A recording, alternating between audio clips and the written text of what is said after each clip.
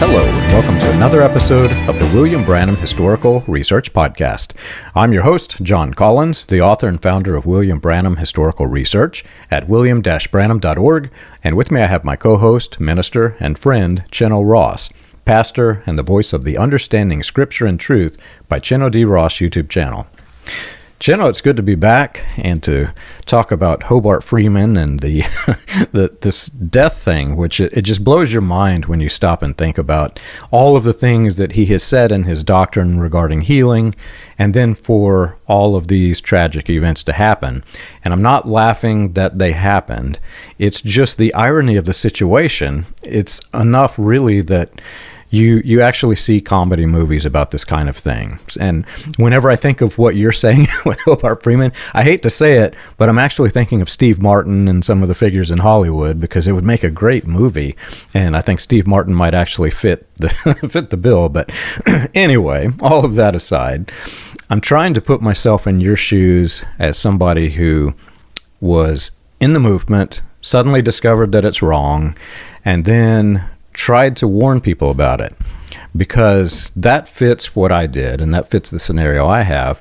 And just yesterday, I don't know if you probably didn't see it in the comment feeds, but just yesterday, somebody came across a excerpt of my research that I was doing with Charles, where we were talking about the very clear, definite, undeniable ties between this movement and the white supremacy movements.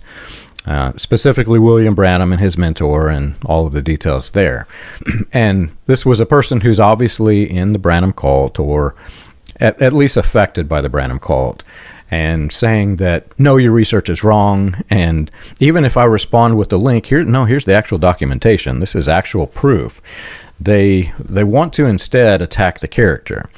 And I learned a long time ago that I just kind of ignore that kind of thing, because if you attack the character and you ignore the substance, it shows the kind of person that you are. And I realized that I'm just going to rise above that. So I just let him go. And, I did give the information out there. If anybody wanted to see, my response was calm, gentle. I let him know, well, I said something to the effect, I'm sorry, friend, but I was in the same mindset, and here's where you can go and find the information, and just let it go at that. But I'm trying to put myself in your shoes. Even though what I had was significant, that's the white supremacy organization, we're talking about the Klan, the indoctrination wasn't revolving around that. So it's just like this side story that exists. But what you're finding with Hobart Freeman, it's actually the main story, and the main story contradicts the overall objective of the movement. So, in fact, what you have undermines the whole movement. So I can't even imagine what was going on, what would go through the minds of the people as you're trying to explain this. But anyway, we're getting into the heart of the moment, where now he's suffering. He's got the feet issues. He died of heart attack. There are different things that happen. So all of this rejects the entire notion of the movement. And I think we might say that this is the climax, this episode here. Or we might not. I am long-winded, if you can't already tell. And there are just so many interesting details to all of this, John. I wish it was as easy as, just someone was living in great health and then fell over dead of a heart attack. But the way you just introduced all of this, I would have to say that you're wise beyond your years. And I think you told me today is your birthday, the 30th. I think you told me today you turned 30. That's amazing. 50. That is amazing. That you are wise beyond your 30 years that you have lived so far, or whatever your birthday number is. Yeah.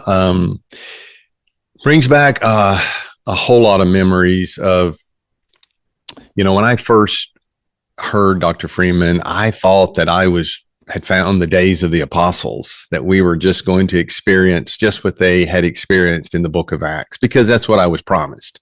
That's what I was told by him and by that movement in general. And there wasn't a single thing he believed that I didn't believe. He was the mentor. He was the maestro of the movement. And I don't think I really I did not hear early on the threats of judgment. I don't know how that passed by me, but I was just happy. I was just happy in my life. I was 17 years old to begin with, through my late teens, 18, 19. I was just happy with what I heard. And there were definitely loaded statements and veiled threats just throughout. You can go back and hear them now, but I was oblivious to those because I wasn't going to criticize him anyway. I believed it, so I didn't have anything to fear from touching God's anointed. I had no plan to do it because I agreed with everything. But as I have shared on many of these podcasts, by the time I'm in my early 20s, I'm teaching myself. I'm a minister. I'm still believing what Hobart said, but I'm just saying things that are not right, that are either contradictory and or just don't line up with what the Bible says. And then it's a process that you work through. It was not a lightning strike from heaven that this man is 100% wrong and I need to flee from him and or expose him or whatever. Here I am. People probably hear some confidence in what I say now, and that's what 50 years of living will do. But you would not have heard this confidence 50 years ago. There was a lot of well, I'm willing to give that up, but maybe this is still true. Well, what about this? And it just takes you time. I don't know of anyone who has escaped other than this. There probably are, and they are a lot smarter, better person than I am. If they can go to bed Monday night believing it and wake up Tuesday morning not believing any of it, you're a better person than me, because it simply took me time to navigate this. But what I noticed after Dr. Freeman's death, and we will talk some more about, the things that led up to his death later in this podcast, as well as in some future ones. But let's just say post-death, his followers, the ministers especially, but the people as well, began to deny that Hobart said what he did, because I was trying to ask people, well, how can this be true that Hobart said because of this? Hobart didn't say that. He didn't teach that. That's not what he said. You took him out of context. Oh, that's what the ministers under him, they took Hobart's teaching and then made it more extreme than he ever intended it to be. I heard every possible excuse. I even remember reading one newspaper article, either from the Warsaw or from the Fort Wayne paper, where they had interviewed a woman who was trying to explain what had taken place. And she said, she accused Bruce Kinsey of all people, and then she accused through him all the ministers. And I don't think her accusation was true. So I'm defending Bruce in this regard. I'm defending all the other ministers under Hobart in this regard. She said, oh, well, Hobart never taught any of those things. It was his lieutenants, in order to work their way up the pulpit responsibility chain. The more faithful you could be to an extreme message, hopefully Hobart would notice you, and that would put you in his good graces. So Hobart didn't actually teach these things, but it was his lieutenants who grabbed what Hobart taught, a little bit on faith, a little bit on healing, and then ran with it and turned it into something extreme. That's, I had seen that newspaper report, but that is simply not true at all. Hobart was the top dog in the movement, and had any minister taught anything that was not biblical, Hobart would have immediately brought that under the rule of his authority. The one who was responsible for all of the teaching, the one from whom everyone learned, was Dr. Freeman himself. And even after he passed away, within a couple of years of that, they were trying to, and we'll talk about this if the Lord wills in future podcasts. They went through, all kinds of transition on, well, what are we going to do? Now that Moses is dead, now that Elijah is gone, what are we going to do? And that was a big struggle for the church. They eventually ended up having Bill Garner, a very nice man who had been an older man. They eventually had him as pastor. Well, he didn't last long. They removed him. Do you know why? Because he began to soften Freeman's message and say, wait a minute, we can't have all of this death by no divine healing. We need to have more love. Well, the authorities of the church, even though he was the pastor, the other people, ganged up on him and removed him. So I say all that to say this, John. That's why we have played so many excerpts. This isn't somebody's opinion, mine, yours, or anyone else's, that Hobart taught this, believed it, said it. This is exactly what was said. And that is why we have worked, especially you, so hard to play these excerpts from these particular messages. And I know someone even said the other day, well, wow, you guys are actually naming the message and you're playing the start point and the stop point. So it's kind of hard to dispute that. It's not hard to dispute it. It's really impossible to, because these are his own recordings. So the person, whomever that was, that made all of these messages available on YouTube, I'm sure they meant to do that to spread Freemanism.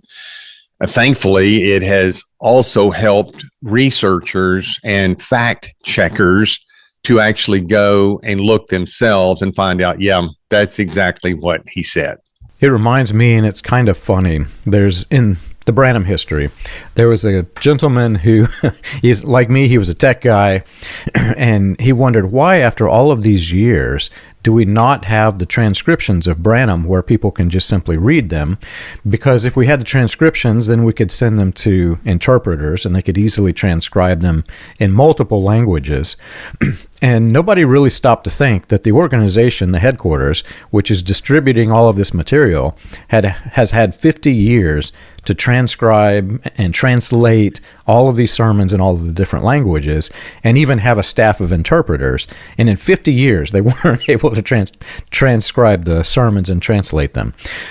So what happened was he did I guess OCR, and scraped all of the text, cleaned it up, and put it into a database where it was searchable. And this has many problems when you're dealing with a cult leader who is not quite honest. People who aren't honest can't keep track of their own lies. So you'd hear a sermon where one doctrine is being said to one group of people and another doctrine to another group of people. Well, cult headquarters got very upset. You're not supposed to do this. We're the ones to control it. And they tried to block the whole thing.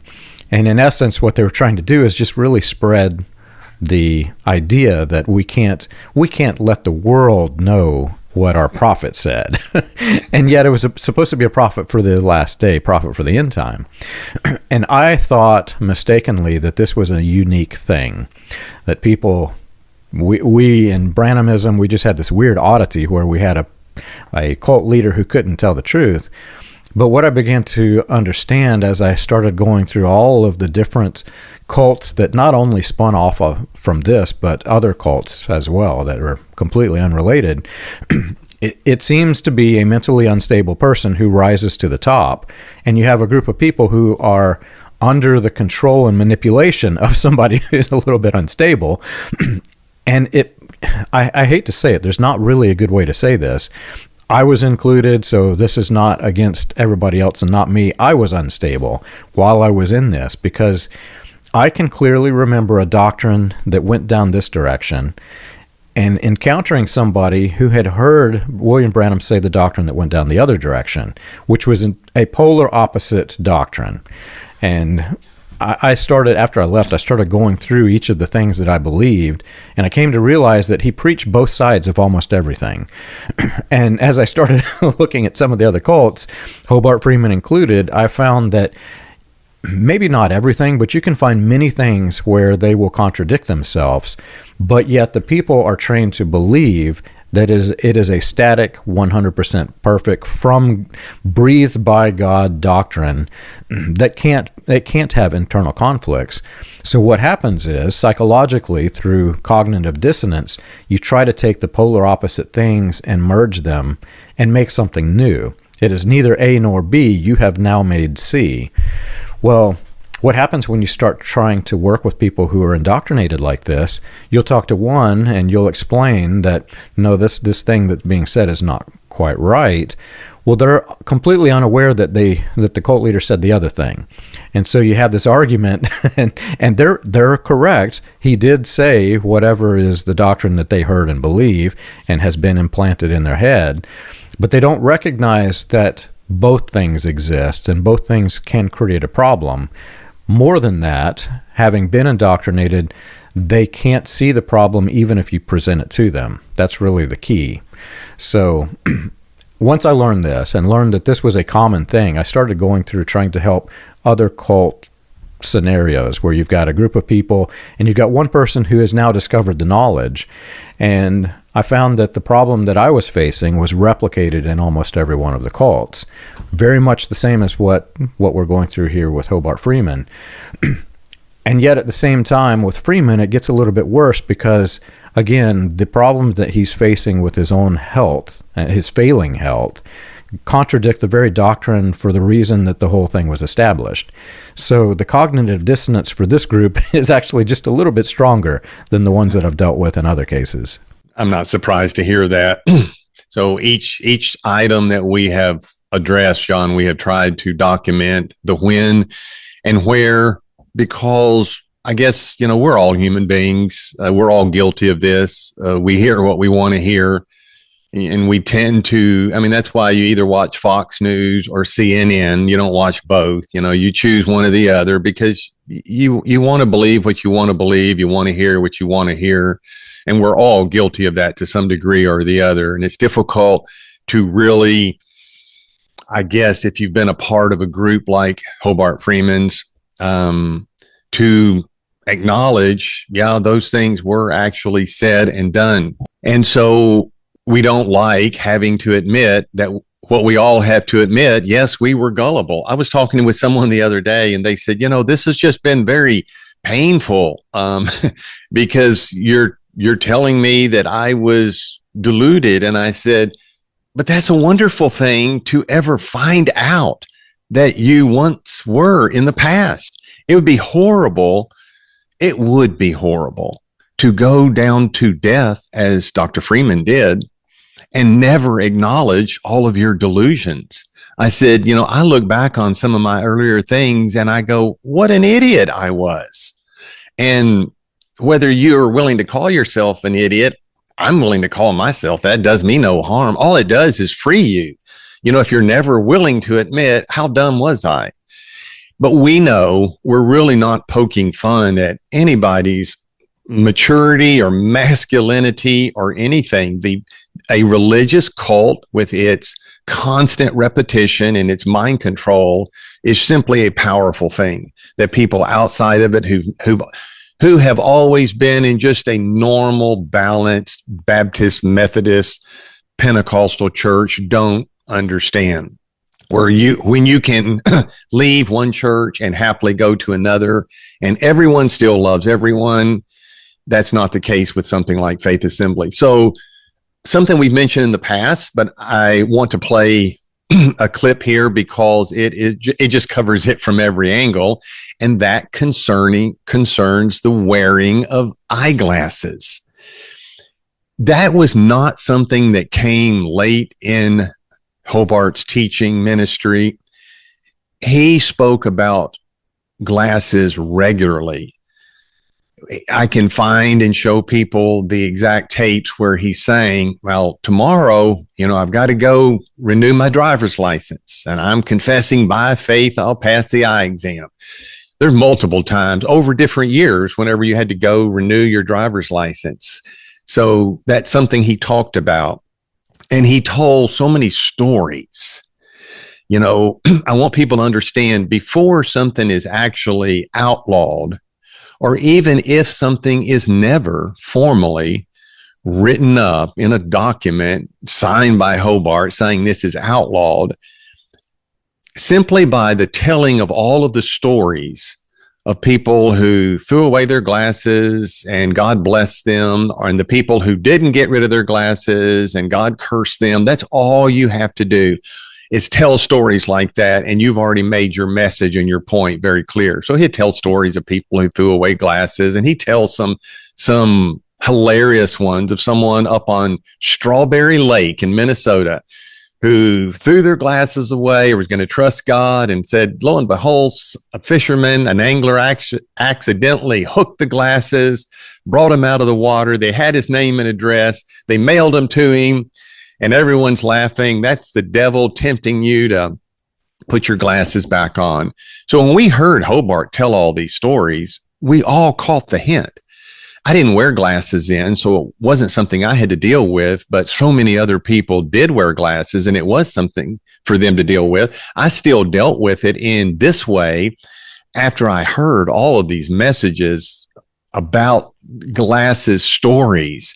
It just becomes a part of you. And I would literally, John, I could go into a church or pick up a religious periodical that had photographs in it, and I would look, and if any of those people had glasses on, those were the ones that didn't have any faith. You just have that that was just part of it. You're just critical. You're anybody who had a pair of glasses on. And, we don't know their life or heart. That could be the most godly of the people in the photograph, and the one without the glasses, the biggest sinner in the group. But all we could see was what was on the outside. So we have an excerpt from a message entitled 3 Steps to Receive Your Healing. And I've talked about the naming of his messages. Everything is, 4 steps to do this, 8 conditions for this, 3 steps for that. And, living the Christian life is not the same as baking a cake. It's not, you've got to put so much of this ingredient, carefully measure it, pour it in there, and get this ingredient. It's just live your Christian life. Just love the Lord Jesus, love your neighbor as yourself, read his word, and live the life of discipleship and seek first God's kingdom.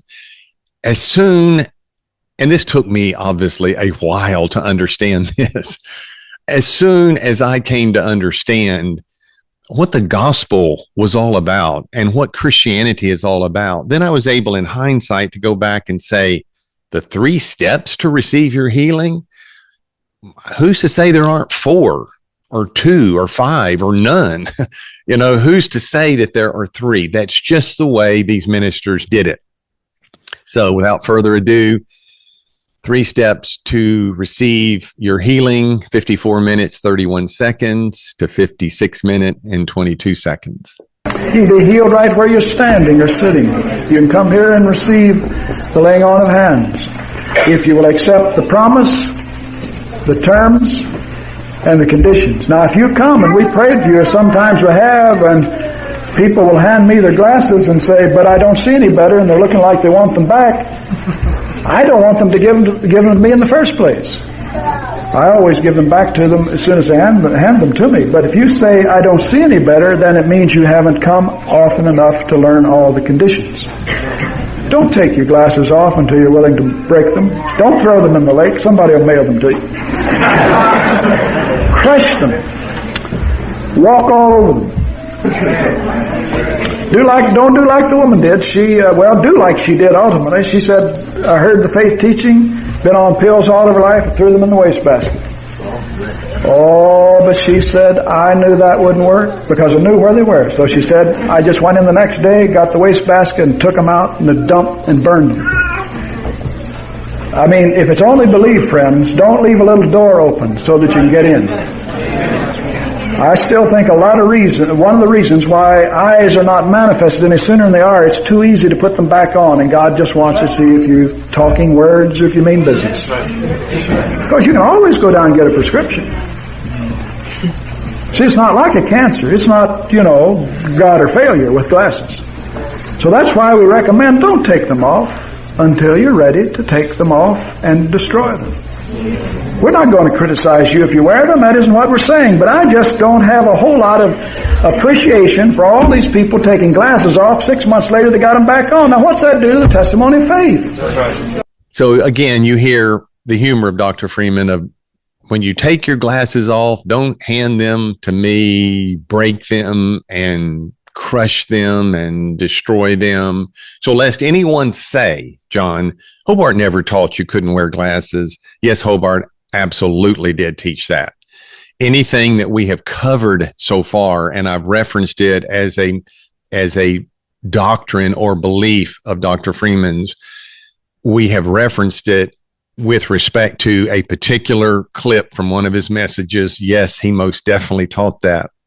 When we were talking in our last podcast, John, we played a clip. I can't even remember what it was from, but I resisted the temptation to chase a rabbit because on that same tape, he used a word that later was forbidden in the church, and that was the word pregnant.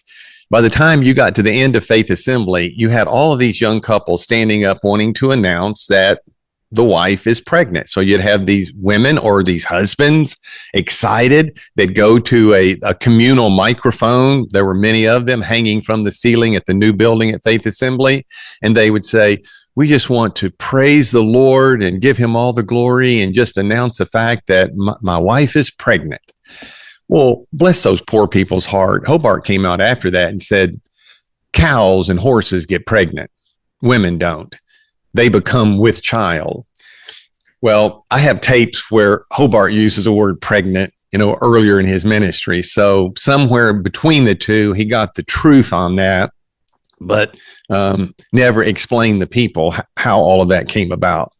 So here's another example on a message done in 1975 entitled 7 Channels to Faith or Doubt. 31 minutes and 15 seconds to 34 minutes and 6 seconds. Let me just introduce that a little bit. First of all, he's talking about why is it that the ungodly get to live a long, healthy life and sometimes die, go to the grave in peace and good health. Then he brings out this story of Dr. John G. Lake. No germ could live on his body. He went in places where the bubonic plague was. They would take the sputum from a corpse, look at it under a microscope. It's swarming with germs. Put it on the back of his hand, then put it back under the microscope. All those germs were dead. He had the spirit of the law, the life of liberty of Christ Jesus in his body, and nothing could touch him. You should read the sermons of Dr. John G. Lake. Then he goes on to talk about Kenneth Hagin has lived in divine health, hasn't been sick for 30 years. And then he says, I've had no personal medication going on 9 years in my life. No sick calls. I've never get called to a sick member of the church's house. Isn't this great? Isn't this wonderful? They were believing almost to the point of you can't die message, because how would you die, if you're never going to die of some kind of sickness or illness? Of course, that's the goal of everyone, to go to sleep one night peacefully and not wake up the next morning on this earth. That would be wonderful. And that happens occasionally, but not that often. So if you can now, John, play that so people can hear 7 Channels to Faith or Doubt with that whole context. Where you're never in bed. I've never been bedfast in all these years. I've never doctored the door of a doctor or a hospital except to visit somebody else. And not members of our church.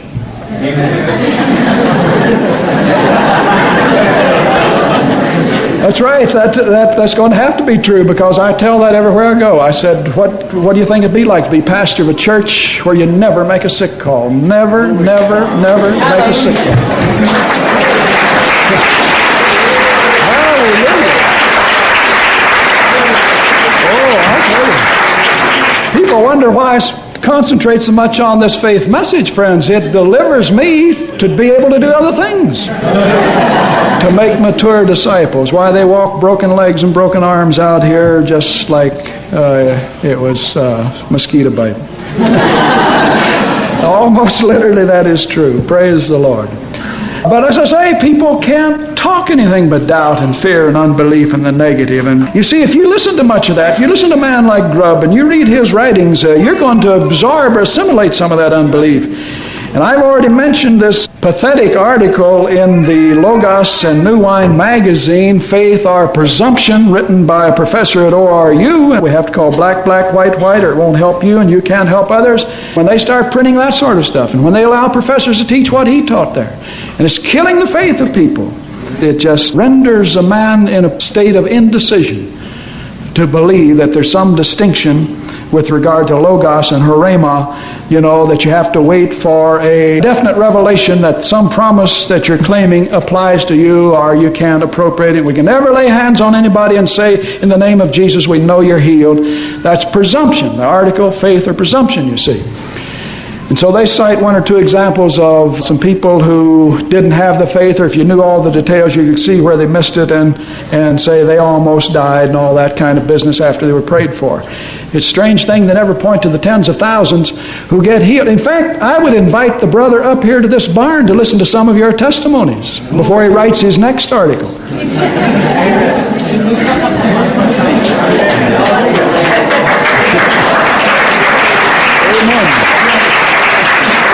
But that's not the sad part. The sad part is this article, and here's influencing people who are on the fence, who can't appropriate the teaching apparently of faith, or who don't get enough of it to know how to appropriate it. And listen to this man.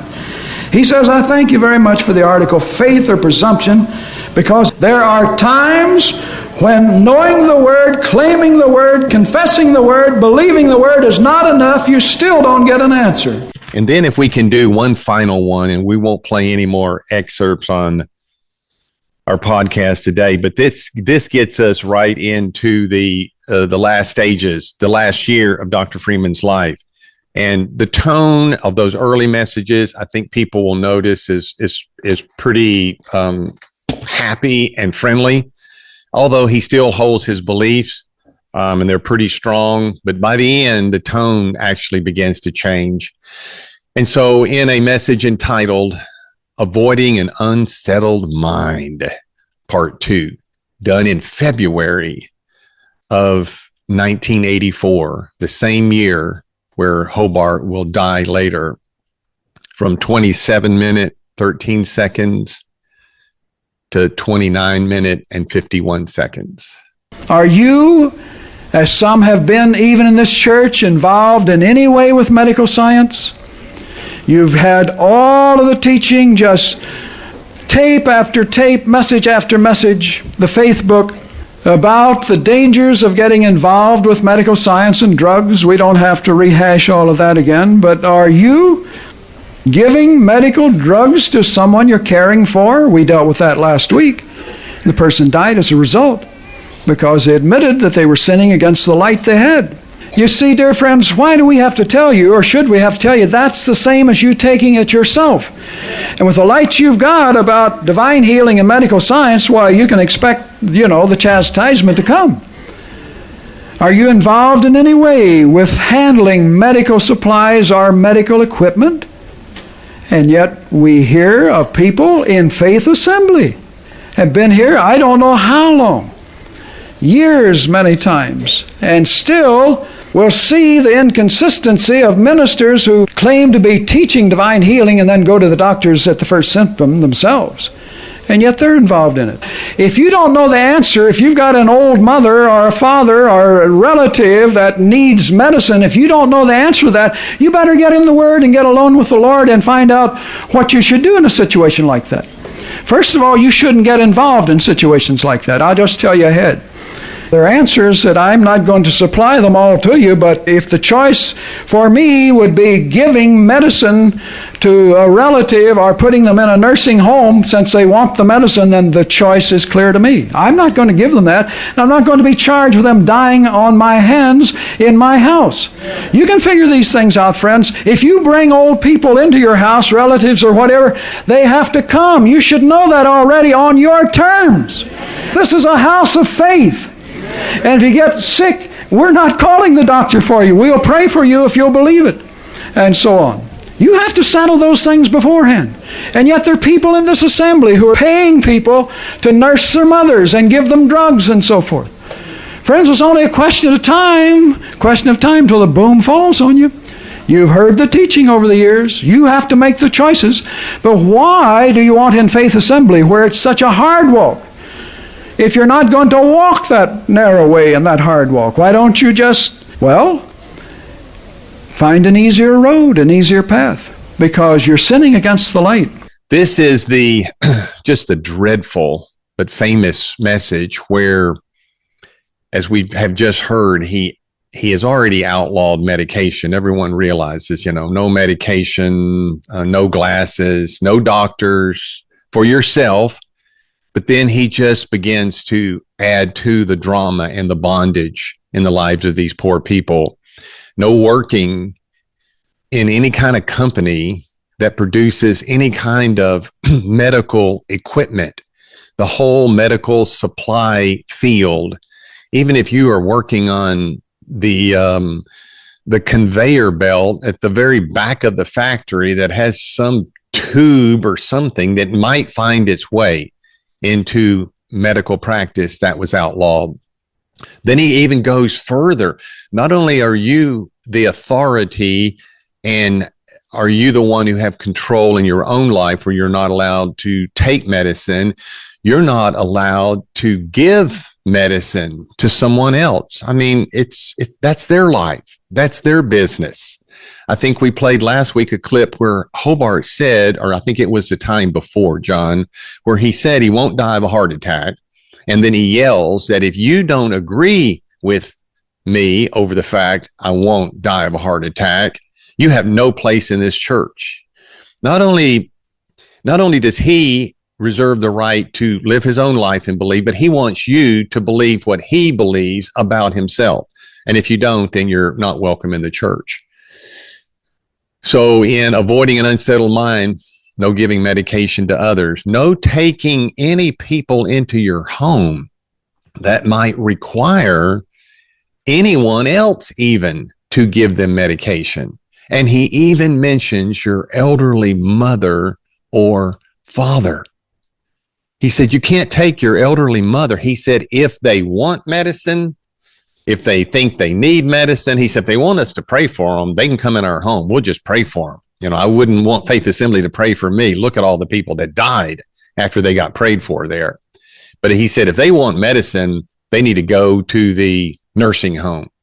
So did he teach that if your elderly parents were going to be in need of medication, that you were not allowed to have them in your home, you needed to send them to a nursing home? Absolutely, 100%. That's what he taught. And you know how he ended it? He said, because if you don't obey what I'm telling you, God's going to lower the boom on you. There's the kind of threat that you're going to get if you don't obey what Hobart is saying. Have you ever wondered how the Pentecostal movement started, or how the progression of modern Pentecostalism transitioned through the latter rain, charismatic, and other fringe movements into the New Apostolic Reformation? You can learn this and more on William Branham Historical Research's website, william-branham.org.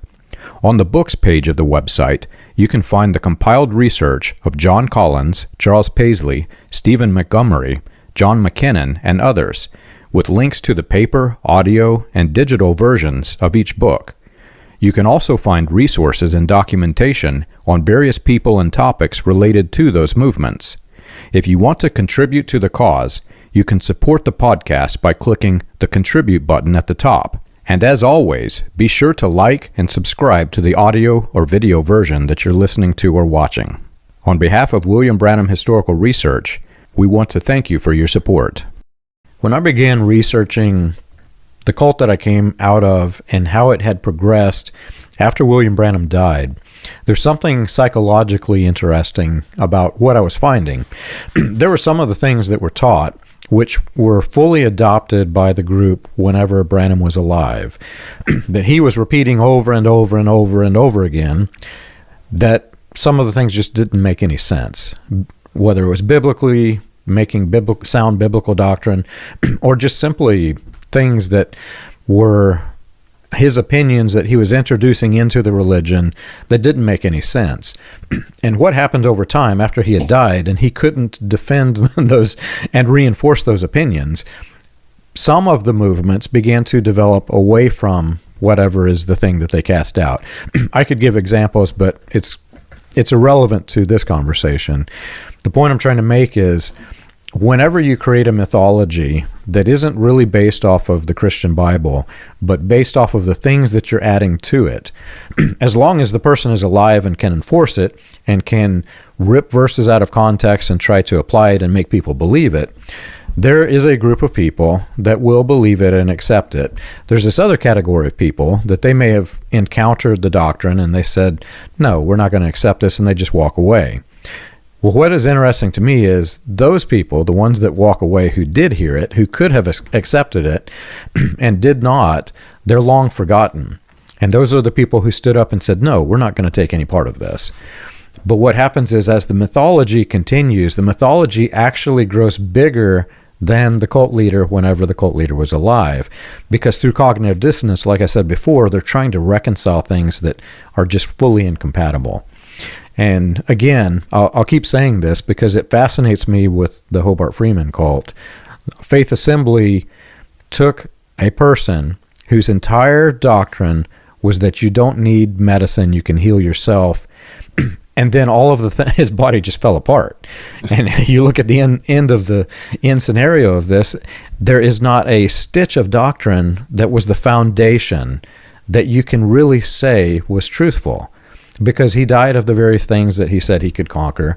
He suffered with the very things that he said he could conquer. And like the point you made about Kenneth Hagin not needing a doctor and him not needing a doctor, well, how can you say that? You're actually lying when you say this if you have a prosthetic foot. So in the end, you're trying to contain something that isn't true. You're trying to convince people to believe something that isn't true. And then you die. Well, after you die, that turns into a mythology. And part of the reason I'm so fascinated with studying the ancient mythologies, ancient Egypt, for example, depending on the time period, you can find a different version of each of the gods and their backstories. Why is that? It's because the same exact thing. You've got this group of people that is enforcing the idea. The people are indoctrinated. Well, those people die out. And the next group of people says, well, that just didn't make sense.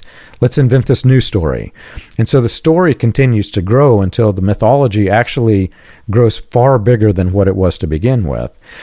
And a lot of what you see with the ancient mythologies, I'm seeing with the Hobart Freeman's Faith Assembly cult. This thing has grown, and then there come a point whenever now you've got cult members who are denying themselves medicine, and the people are starting to die out. So in a way, what happened with Hobart Freeman that was his destruction, it starts to become the destruction of the whole group because they're adopting the same practices, and yet the group still continues. So you've got on the one side of the people who are staying in this, you've got another group of people who are leaving it. And here's where it gets weird. There's this group of people who are in between. They're kind of caught in limbo between, do I believe it? I can't believe everything. Do I not believe it? I can't drop everything.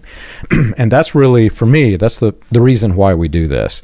I feel so sorry for the people who are caught in limbo. You're so right, John. The people in the middle have rejected certain aspects of Dr. Freeman's teaching, but they haven't been able to understand that the whole warp and woof of his ministry and his message was just not a godly ministry or message. But, my naivete was revealed in the fact that whenever things began to go south, I was, I loved those people, and I thought we were all together, we were the end time body. And I thought they would be open to discussion and pointing out, well, wait a minute, Hobart said this and this didn't. And of course, when he died, that's the biggest thing. The dude is dead. That goes contrary to every single thing he ever taught. Surely we can have a conversation now. And that's what I desperately tried to do.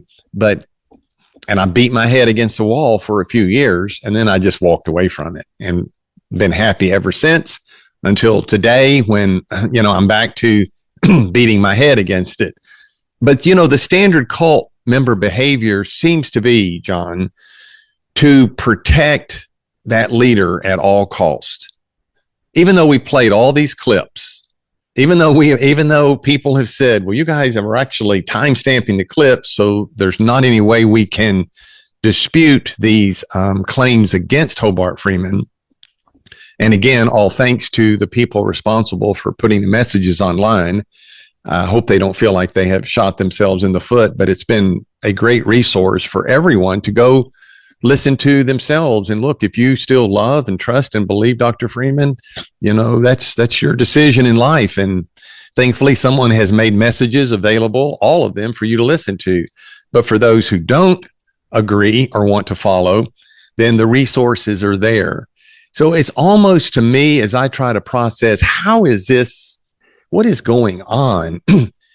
The cult members want to protect the leader at all costs. He's gone, he's dead. He can't protect himself. They want to protect him.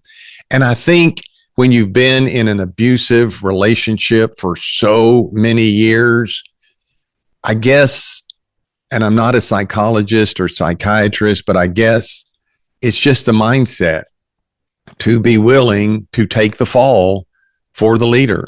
He's no longer here, but I want to argue against everything you guys are saying about Dr. Freeman. So in conclusion, with what we have left today, I want to return back to Dr. Freeman's feet, because I thought we kind of felt a little bit rushed at the end of the last one. He told us himself, and I gave all of the evidence for this, the problems that he had with both of his feet. He had polio as a young child, which unfortunately affected his right foot. He was run over by a big factory truck that affected his left. He had gotten Mark 11:24 in the summer of 1966 when he went to a conference, a deliverance meeting and conference that was kind of spearheaded by Gordon Lindsay. And we have we probably have almost all of the documentation about that, and we will address that in the future. For the people truly interested in the historical background, where did Freeman get this stuff? Where does Anna Schrader come into the picture? Where does the manifestation of the sons of God, where do matured sons ideas come into it? Well, we'll get to that, God willing, later.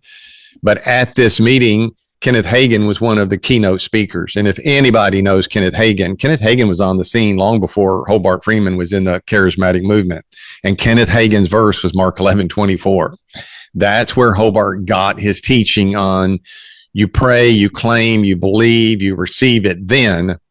And then whenever it's manifested, it could be a moment, a month, it might be a millennium, who knows? But you have it regardless. And yet, John, and I believe that again, I've said this over and over on these podcasts. I believe these things when I first heard them because that's what I was taught. But over the process of the next few years, I didn't have to do anything but listen to his messages. I didn't even have to read my Bible. I could have left my Bible totally closed.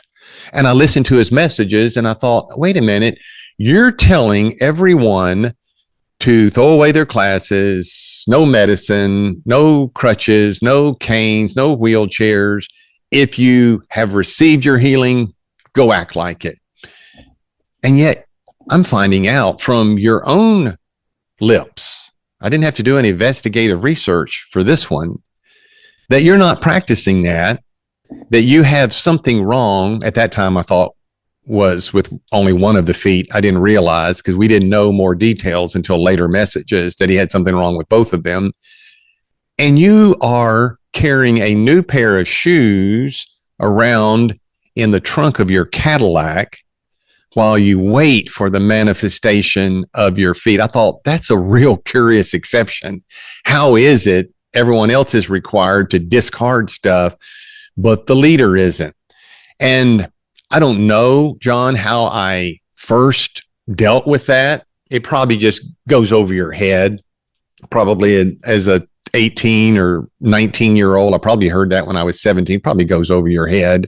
I mean, you're just so excited about all the positive promises of the Word of God. You're not even thinking about or looking for any inconsistencies in the leader. But as you go on and as he goes on to continue to elevate himself, saying, I am the only one that God has given the entire end time message to, then I go, whoa, well, if you are the only one, then we have some serious problems here in your past life. He was absolutely opposed to any kind of other, I don't know, mechanical aids or mechanical devices, and yet he had it himself. So I needed to be able to make sense with that in my mind in my 20s, and I was having a hard time doing that.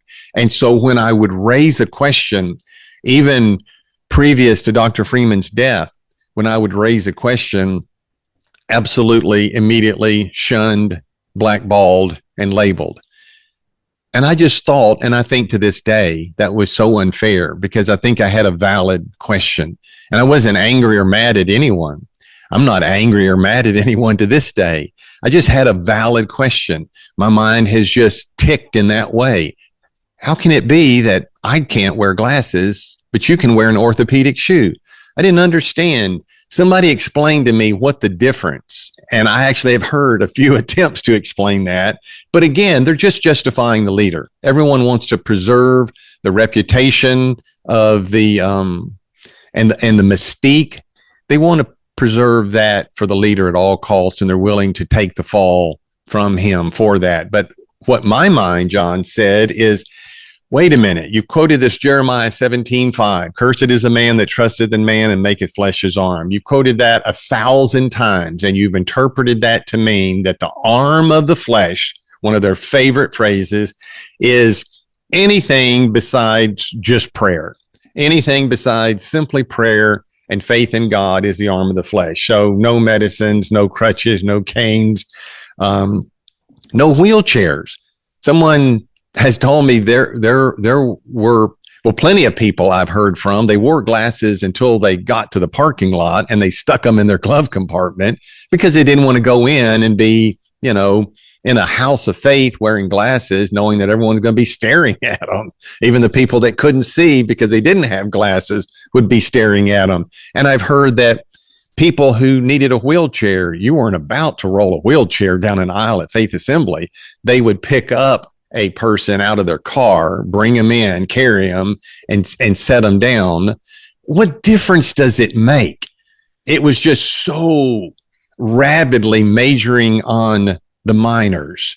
You know, who cares? Let the person come in on their crutches or cane or wheelchair. Jesus let those people come around him like that, and then guess what? He just healed them.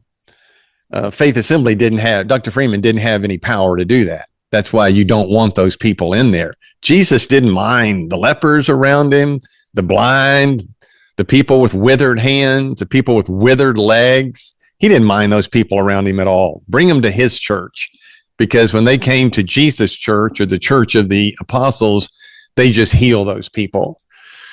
So I saw this wearing of the orthopedic shoes as a leaning to the arm of the flesh by Hef's definition, not by my definition. I mean, if you can't walk, find out a way to walk by any means. I'm not opposed to orthopedic shoes at all.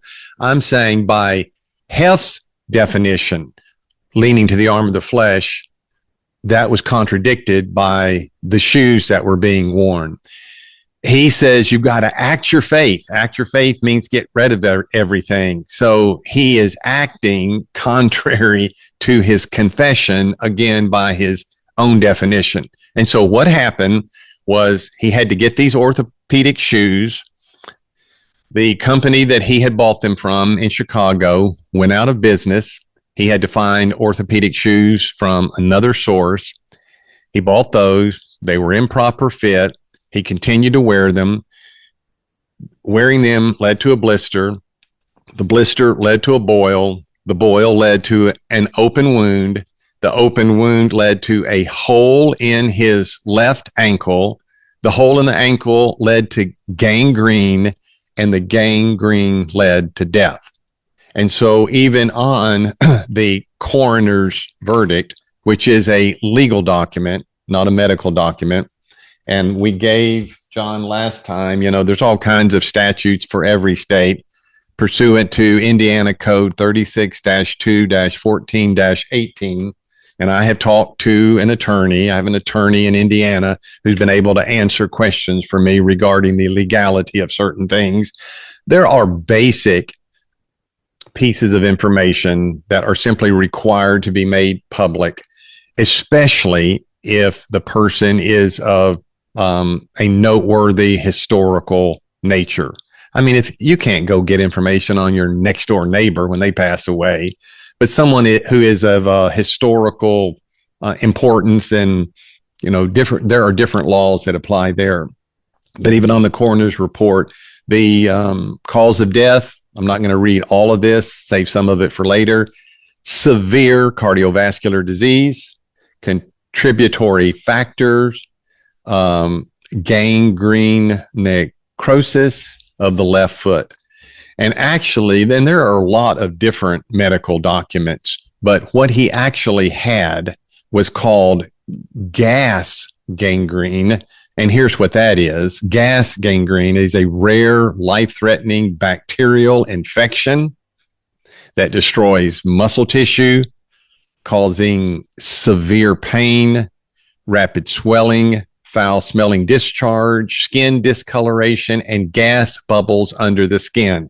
It's caused by deep wounds or trauma where bacteria thrives in low oxygen. Treatment demands immediate surgery, including amputation, high doses of antibiotics like penicillin, and hyperbaric oxygen therapy to prevent the rapid spread, shock, and death of this person.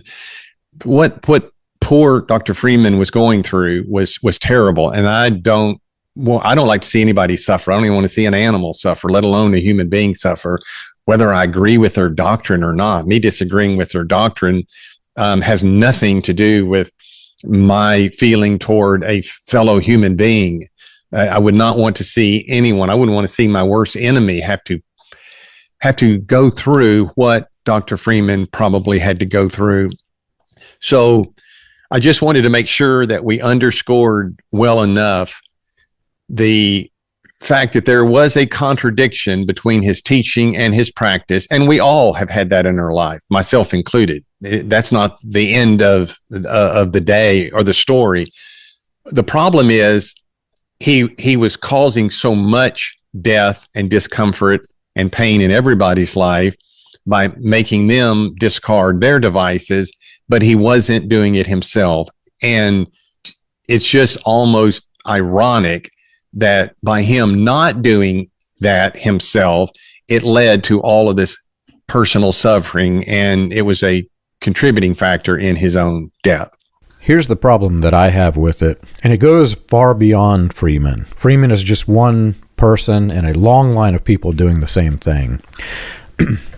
If I'm teaching my children something and I want them to learn, it's usually something that they don't really have to do, but I want to teach them a new skill. So if I'm teaching maybe, hanging studs in a house with a hammer, and I'm teaching them how to use the hammer, well, if they smack their hand and hurt it real bad and injure themselves, I'm not going to make them continue this. I'm going to say, sit off to the side until you learn how to do it properly. I have another son. I was teaching him to be a mechanic, and I was having him work on his car. I watched him jack up the car, and I saw him start to crawl under it without putting a jack stand in. And I said, son, you got to protect yourself. Before you do something dangerous, you have to have a jack stand so the car doesn't fall on you and crush you. That's me, showing that I want to teach my children something, but I want to protect them while I'm teaching them, and I don't want them to put themselves into a position of risk while I'm teaching them. With this type of ministry, and again, Hobart is just one in a long line of people that did the same exact thing. They did the opposite. They wanted to put people at risk. When people started dying, and they did in almost every chain of cult that preceded, that goes back through time, that developed into Hobart Freeman's cult, every one of them had people that died because of their doctrine. And much like me with my children, these are doctrines that, even if they're true, they're not core to Christianity. There's something that you can learn that is in addition to Christianity. But what they did is they tried to say that the additions are more important. And we could debate whether those additions are biblical, whether they're not. For me, that's irrelevant. The idea that the core of Christianity should have been the focus, they focused on the thing that wasn't the core, and then put people at risk and gladly watch them suffer and die because of that risk. And when I say I'm going through the history, you can read my books and read through this, but Frank Sanford, I went back in time through individuals leading up to this and found some of the worst cases, but there are thousands of these people. But Frank Sanford, who was one of the two pillars that evolved into Pentecostalism, was teaching people that they could believe in God and God would provide for them, got on a ship and went to proselytize the world, and God did not provide food for the passengers who were on the board. But he ate all of the food himself, and he walked out flush like he had been eating well, while the rest, the newspapers described them as ghosts with skin just wrapping the bones. So the people had suffered and starved while he was eating because he did not care. He was teaching them this doctrine that God would provide if you have enough faith to do it, even without food. And he was living well while they suffered. On the other side, you had John Dowie.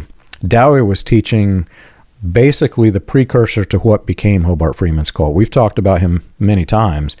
I've not gone deep. You can read my book on Dowie, but in those healing homes, it was practically a death sentence. He had these healing homes established. The families would pay lots of money to get their family members into the home where he would heal them. Well, if you had a case that he couldn't heal, he would forcibly, physically eject you out into the streets at night. And the neighbors were picking up the people who were just invalids, some of them broken bones, some of them couldn't walk, and nursing them back to health or taking them to the hospital unless they had died. And the undertaker was coming under the cover of night and taking hundreds of dead bodies from these healing homes, all while he's telling people that you can be healed in this movement. Out of that came F.F. Bosworth, who we talked about, Christ the Healer. He mentored Branham in the healing revivals. He's teaching the same exact things, and people are dying in his ministries. I've got it documented. And much like all of them in that same line, the person who dies, well, they didn't have enough faith. They didn't believe it well enough. Or simply, I wasn't talking that they would actually be healed. I just meant that they could be healed. There's all these excuses, right? But in the end, they could care less about the people. It's more about themselves, and quite frankly, it's more about, Bob Scott calls it power and stuff. Hobart Freeman, I can't say that he had the stuff, but I can say that he had put himself into a position where he's above everybody else. He fed on that power, that elitism. They rise up to that position, and they don't care about the people who are dying. They don't care about the people who are suffering. And again, say it's a true doctrine, say that you believe that their version of divine healing is true, which I have strong questions about. If you really believe that, you wouldn't expect people to die for it. You would try to train them until they could do it without dying. But the problem that I have with this type of movement is they don't care about the people. They only care about themselves. Yeah. They're not focusing on core Christianity. They're trying to take something that is extra and put the focus on it. And in the end, if you really follow that out to its logical conclusion, it is a full distraction from the gospel. Yes, it may be part of the Bible. Yes, it may be. I'm not going to argue that it is or isn't, but it is a distraction for the gospel. John, there's nothing I could add to what you just said. That's exactly the way over the years that I processed it. I tried as best I could to even separate, and we've done it on these podcasts, the biblical arguments. I said, we can argue until the cows come home over this verse. Let's just forget about that for the moment, and let's just go look at the facts. And the facts are, it didn't work. And the facts are, in the New Testament, it did work. So somebody's got something wrong. Somebody has something wrong. So, I really can't improve on what you just said. Well, for once, I've got Chino tongue-tied. Well, this has been fun. There's so much more to talk about, and like I said, I just want to help the people. And there's a lot of people who have been misled into thinking that it's okay for family members to have died, and I just strongly say that is not the case. This is not a movement by God. So, thank you so much for doing this. Yeah, thanks for having me, John.